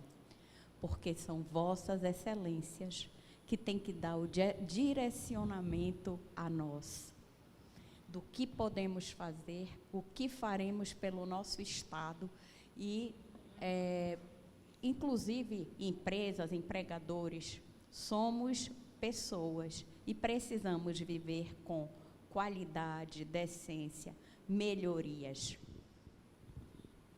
Bom dia, doutora Fabíola. A senhora me deixou numa situação difícil, porque eu não sou a presidente do tribunal. Então, eu não posso dizer a Vossa Excelência o que o tribunal vai fazer. Eu só posso dizer o que o tribunal vai fazer depois que o presidente encaminhar alguma proposta para o plenário, Vossa Excelência sabe, e se for aprovado ou não, lá nós teremos voz para discutir. Mas eu quero dizer aqui ao professor que eu lamento profundamente que tenhamos tudo isso, todas essas regras, para chegar exatamente nessa necessidade de ter essa certificação e poder investir nessa área. Mas que ninguém leva a sério, porque ninguém conhece. Será que não conhece? Será que não desviam? Será que não é uma fonte de renda que todo mundo abre os olhos para ela? Então, eu acho que nós temos que realmente começar lá de baixo, né? Botar os políticos para trabalhar como eles devem trabalhar. Eles precisam divulgar o que é feito. Nós, da área jurídica, deveríamos conhecer toda a legislação, mas não conhecemos. Veja bem, está aí a prova que não conhecemos. Quem se mete a dizer que conhece essa área toda aí, não conhece, né? Tem que ver quem é que, 1, 2, 3 que sabe da legislação que regulamenta isso aí, para poder, vamos dizer, discutir o assunto. Quem se propõe a fazer isso tem que estudar e tem que trazer o processo. Nós não sabemos tudo, né? Nós somos trazidos a nós e nós fazemos a nossa escolha por área, né? No caso aqui, Justiça do Trabalho, o professor colocou a questão dos lucros. Já é comum, professor, os advogados pedirem isso nas petições e nós deferirmos, né, dentro das regras que são feitas. Mas não conhecemos tudo. Então, realmente, eu não tenho como lhe dizer o que é que o tribunal vai fazer. Cada um, no seu momento, faz o seu projeto de trabalho. Eu não sei o que é que o atual presidente pensa, né? Eu não faço nem parte da diretoria do tribunal. Eu não sou nem vice, e nem, eu só sou a mais antiga. Veja bem, também não sou a mais velha, não, eu só sou a mais antiga. Então, eu estou ali, estou lá para fazer o meu serviço como? Qualquer proposição que é feita por ele ou por qualquer outro, nos reunirmos e decidirmos alguma coisa. Aí, tudo bem. Meu nome é Leandro e eu faço parte da CIMAS. Eu posso te dar o que a nossa visão dessa situação. Mal ou bem, eles abriram a casa deles para a gente falar sobre esse assunto. A boa vontade é clara e evidente. A gente fala pelo nosso lado. Então, eu sei também, eu não sou advogado, eu sou administrador, que eles trabalham, a justiça trabalha quando é provocada, né? Ela precisa alguém cutucar, vamos dizer assim. Nós estamos cutucando. Então, a iniciativa é nossa. Eles tiveram a boa vontade de abrir para a gente poder estar aqui diante de vocês. E eu acredito que essa boa vontade vai permanecer. E eles vão nos escutar, eu acredito, né? Estão escutando até agora, a tendência é que continue. E que a gente vai conseguir chegar a um ponto em que poderemos trazer esses benefícios que o professor Takashi está falando, que estão disponíveis no nível federal, para que a gente consiga trazer para o nosso povo aqui, para distribuir localmente essas benesses que estão aí disponíveis e que a gente, por não saber, estamos aí não nos beneficiando. Ok? Então, em Obrigado. função dessa situação, que nós, como nós fomos bem recebidos aqui na casa, no processo, que nós propomos o termo de cooperação. O termo de cooperação, o que é? Nada mais do que não tem dinheiro envolvido, é compromisso entre as partes. Nós estamos colocando à disposição um calendário anual. Isso é, para o próximo exercício de 2024, tem uma série de datas que já foram reservadas, destinadas especialmente para atender o Tribunal Regional do Trabalho. Com isso, nós estamos colocando à disposição de quais são os temas, quais são as discussões que o grupo queira fazer, tanto com os sindicatos, assim como patronal no processo, para que a gente possa orientar a forma de trabalhar. Então, isso já estamos fazendo agora, nessa assinatura desse termo que foi feito agora, exatamente isso, um termo de cooperação para fazer esse processo. Agora, vai depender da iniciativa do Tribunal de Contas, do Tribunal de Trabalho, assim como dos movimentos sindicais dos trabalhadores, assim como dos patronais, já que nós já falamos com todas elas no processo e ninguém se reagiu, ninguém se prontificou a fazer alguma coisa. Então, nós estamos deixando essa data disponível. Se quer maior explicação do seminário, como fazer esse processo, quer montar as associações no processo para isso, estamos à disposição. Então, nós estamos fazendo esse tipo de articulação no processo. Agora, vai depender dos três, né? Do Sindicato de Trabalhadores, patronal e do tribunal. Entendeu bem? Então, essa é a proposta que foi feita agora, tá? Com licença, professor, com licença. Bom dia, gente. Meu nome é Ilas, eu sou o diretor aqui do Laboratório de Inovação aqui do TRT. Em nome da doutora Solange, eu cumprimento todos os demais aqui e eu só reforçar o que o professor Takashi vinha falando e o Guilherme também. O tribunal aqui, ele tem a função de abrir, tá, a casa para um debate, tá? Aqui ninguém ainda tomou posição, nem como nós vamos decidir, como é que o tribunal vai decidir, tá, doutora Fabíola? A gente ainda tem aqui um longo caminho ainda, a gente está abrindo justamente a casa para isso, tá? Pelo que o professor Takashi falou, ele já foi em alguns lugares e nós estamos recebendo ele aqui justamente para a gente tratar desses assuntos. O pontapé inicial foi dado, né? E sob o ponto de vista nosso aqui, administrativo, não judiciário, mas diz muito a respeito daqui dos cursos EAD, né, que a Cimasa pode proporcionar para a gente. São os cursos do balanço socioambiental, né, com vistas à NBCT 15 e o curso de formação de auditor em responsabilidade socioambiental. Então, o nosso enfoque administrativo foi com relação à EAD, tá? E o nosso convênio, o nosso termo de cooperação desborda também para explicações mais técnicas, jurídicas, né, para obtenção desses recursos aí, né, e aplicação deles, é o que a gente está percebendo, né?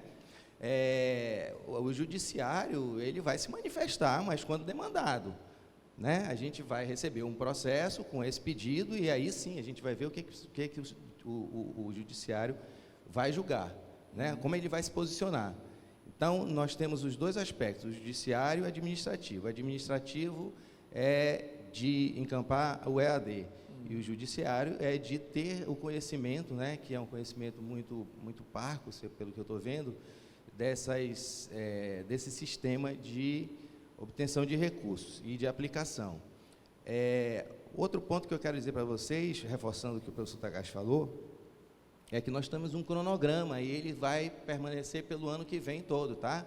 No nosso termo de cooperação, que vai ser publicado,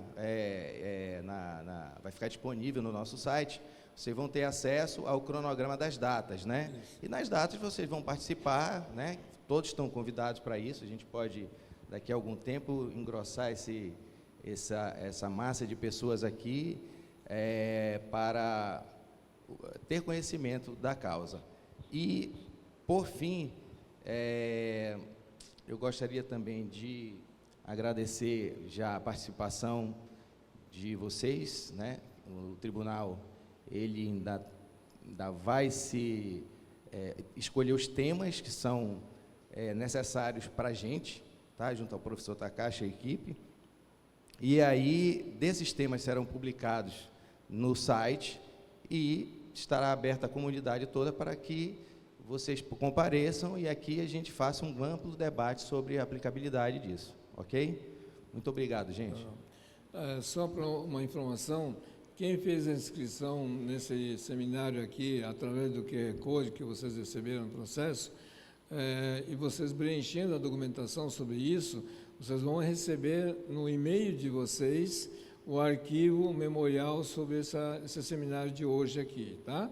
Vai estar disponibilizado e vocês vão receber. assim como as pessoas que quiserem fazer o curso de formação de auditor, de responsabilidade socioambiental, assim como o da norma de contabilidade T15, esses 2 cursos estão já disponibilizados através da Universidade do Terceiro Setor. Então, quem fez a inscrição, né, aqui no evento aqui, através do e-mail de vocês vão receber um código de acesso ao curso e isso vai ser acompanhado e monitorado no processo. E vocês vão poder ter a certificação sobre a formação de auditores também. Então, isso é uma colaboração que nós estamos fazendo, de tal maneira que vocês não precisem pagar o curso no processo, e nós estamos disponibilizando isso gratuitamente através desse processo. Então, está disponível, e esse foi o termo que nós assinamos aqui para vocês. Tá? E aí o que a gente pede é, tendo interesse, nos acompanhe nisso, porque eu tenho uma agenda mensal, eu chego aqui normalmente numa quarta-feira, e na terça-noite, aliás, e fico até domingo no processo. E isso eu tenho feito há muitos anos, esse tipo de agenda. Eu visito aqui mensalmente aqui a Manaus praticamente há 20 anos, então não é de hoje. Tá? E com isso a gente tem todas as informações e dados no processo, e nós estamos montando em cada lugar no Brasil um CIMASA. CIMASA é uma associação que chama Sistema de Monitoração Socioambiental. E com isso nós estamos fazendo acordo em vários estados brasileiros. Então aqui tem um grupo do CIMASA Amazonas aqui, assim como estamos montando em outros estados, já tem também esses movimentos também. Então o movimento não é só aqui, nós estamos fazendo isso em vários lugares, de norte a sul no Brasil. Tá?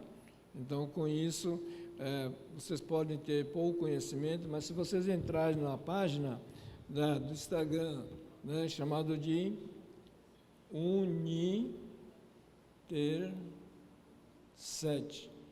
Universidade do Terceiro Setor. Se vocês entrarem tanto no Facebook ou no Instagram, nessa página do processo, vocês vão ter uma série de gravações colocadas à disposição gratuitamente. Isso eu faço uma live por semana, né? Já são 542 gravações que estão lá disponíveis, como aplicar o terceiro setor em diversos segmentos. Então, pessoa que tem dúvida, queira conhecer, basta entrar lá, escolher o tema. O depoimento é no máximo de 1 hora, só que meia hora é a apresentação do material e o resto é perguntas e dúvidas que o pessoal faz via internet. Então, com isso, nós temos hábito de fazer toda segunda-feira, no horário de vocês aqui, 19 horas, no horário de São Paulo e Brasília, 20 horas, a gente tem feito esse evento toda segunda-feira, tá? E quem quiser conhecer, os que foram feitos, gravação estão prontas lá e pode escolher o tema para vocês terem uma noção do que é isso. Então, com isso, temos o maior acervo de explanação sobre o terceiro setor, tá? E está à disposição para que o pessoal tenha interesse de informar. Tudo bem? Bom, da minha parte só agradecer o pessoal, por favor, Olavo. Meu nome é Olavo Tapajós. Primeiramente, eu queria agradecer a oportunidade do Tribunal do Trabalho, agradecer a presidência da CIMASA em nome do Rafael Rodrigues, também agradecer a colaboração gigantesca do professor Takashi e dizer também que eu sou um membro voluntário da CIMASA. E aí eu só gostaria que o professor reforçasse ainda mais a questão do atestado de sustentabilidade, no que diz respeito não somente à lei vigente de licitação. O atestado de sustentabilidade, ele também está vindo na próxima lei de licitação, que o professor vai falar com mais detalhes, e também a questão da necessidade do balanço socioambiental, no que diz respeito a vantagens competitivas junto a financiamento dos bancos de fomento.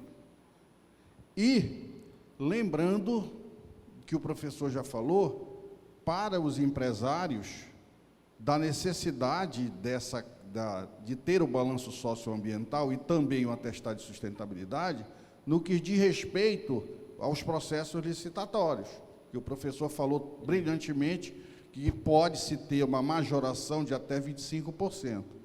E para o processo associativo, é importante também que nós tenhamos esse atestado de sustentabilidade, porque o chamamento público também dá vantagens ao processo associativo. Então, eu apenas estou reforçando o que o professor falou, mas o professor tem toda a capacidade técnica de expor mais essa questão do atestado de sustentabilidade, que é o foco maior da nossa discussão. E dizer também que o atestado de sustentabilidade, ele já é uma realidade local, tá certo? Nós já temos instituições que têm o atestado e que já se beneficiaram da imunidade tributária, ou seja, não se fala num discurso, numa coisa etérea, se fala em coisas realmente concretas. Meu muito obrigado. Obrigado. Só uma coisa, por exemplo, tá? Existe uma lei federal chamada 12.187, que é o Plano Nacional sobre Mudança do Clima. Muita gente já ouviu falar nessa lei e não sabe nem o que se trata, né? Nela, foi feito em 2009 aqui, o artigo 11 fala o seguinte: as empresas que são obrigatórias a obedecer isso. Então, tem transporte de carga coletivo, tudo que é transporte, construção civil, indústria de transformação, parece que tem um pouco aqui, não é isso? Saúde, são obrigatórias a obedecer essa legislação aqui, e no artigo 11 está falando o seguinte: são empresas e itens de preferência nas licitações. Olha só. Então, isso foi feito em 2011, 2009 aqui, estabelecendo o quê? As empresas brasileiras de 2010 a 2020 deveriam fazer redução de consumo de água, energia e emissão de gases em 36,1% aqui. Tá, ninguém cumpriu isso. Então, no acordo que foi feito em Paris, que isso aqui foi acordo em Copenhague em 2009, em Paris ficou marcado para 2030 que as empresas brasileiras têm que obedecer redução de 43% database 2010 no processo. Quem está fazendo isso? Como fazer isso? Se você não fizer o balanço socioambiental, a NBC T15 não tem como comprovar essa diferença aqui, ó. Tá? Outra questão. Não tendo balanço socioambiental, não dá multa, não dá nada. Em compensação, quando você for fazer financiamento bancário, se você olhar no formulário do banco, tem lá balanço socioambiental. Se você fizer um X e apresentar T15, o financiamento tem subsídio de 2% a 5% do valor financiado. Não tem, continua normal. Nas grandes empresas, para ser fornecedoras do processo, no cadastro das empresas tem exatamente essa pergunta, balanço socioambiental. Quem tiver a norma T15 feito no processo, você é o primeiro a ser chamado no seu contrato, e se não tem, você vai poder ser cobrado uma taxa do passivo socioambiental do seu contrato. Isso é, do valor do seu contrato que você apresentar numa empresa, e você não tendo balanço socioambiental, ele pode fazer uma retenção de até 2% do valor do contrato, até que você prove e você tenha um balanço socioambiental. Não tem, a empresa vai fazer o passivo seu, vai neutralizar o seu passivo, tudo bem? Porque se a empresa está buscando questão socioambiental, se eu comprar produto e serviço de quem não fez isso, eu sou solidário pela caca do outro. Então, esse é o documento, tá? Bom, só agradecer a vocês no processo, o que puder nós estamos à disposição, e depois nós vamos sentar. Tá, vamos lá. Pois não. Oi. Bom dia a todos, eu sou o Coronel Emerson. Na verdade, não é uma pergunta, professor, é um agradecimento. Não tive a oportunidade ainda de, em público, agradecer o apoio que o senhor tem dado à Polícia Militar, em especial ao Instituto Beneficente Cândido Mariano. A gente está com uma missão, estava conversando com a nossa desembargadora mais cedo aqui, desde o começo do ano a gente embarcou numa aventura, numa jornada com o pessoal da Cimasa, através do professor Rafael, do nosso contador Daniel, do nosso advogado Silvio, e nós conseguimos tirar do papel o nosso instituto. Então, graças a Deus, aí nós vamos ter como dar apoio a nossas estruturas de saúde da Polícia Militar, usando aí toda a teoria e toda a técnica que o professor já explicou aqui sobre o processo de renúncia fiscal. Aí nós iremos entrar numa outra fase agora, professor, que é tentar convencer as empresas que é viável, porque existe a resistência das empresas que não têm o conhecimento e também existe a resistência dos próprios escritórios de contabilidade, que prestam serviço muitas das vezes para essas empresas, que não têm o conhecimento e ficam muitas das vezes com medo de perder o contrato com a empresa para a qual presta serviço e deixa de aplicar a legislação, gerando benefício para a própria empresa, porque, querendo ou não, é uma diminuição de carga tributária para eles e um benefício direto para o trabalhador.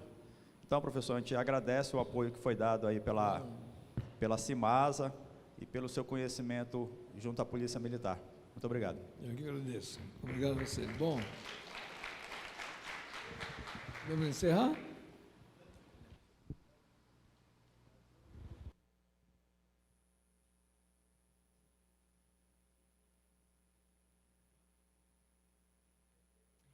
Neste momento, convido a excelentíssima senhora desembargadora Solange Maria Santiago Moraes para proceder à entrega do certificado de participação ao palestrante Takashi.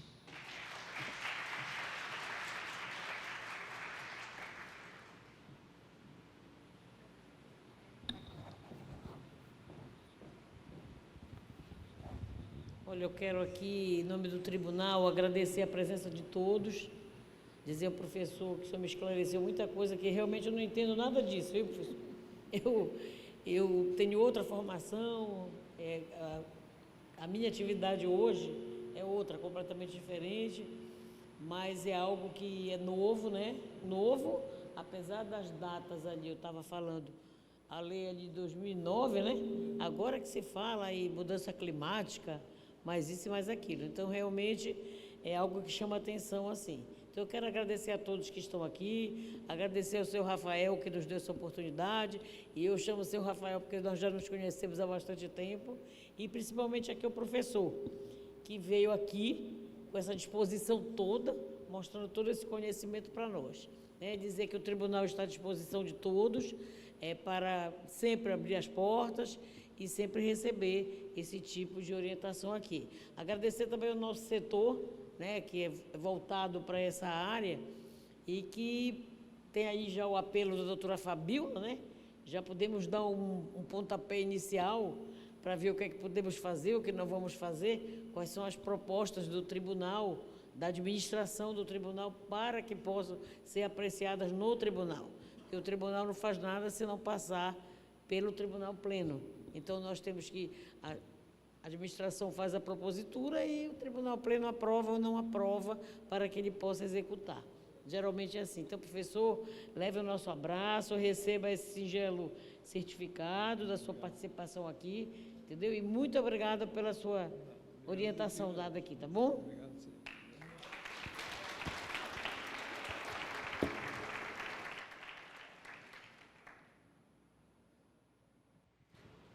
Com a devida autorização, encerramos este seminário e convidamos os presentes para participar do coquetel que está sendo servido no hall de entrada do nosso auditório. Agradecemos a presença de todos e desejamos uma excelente semana. Bom dia.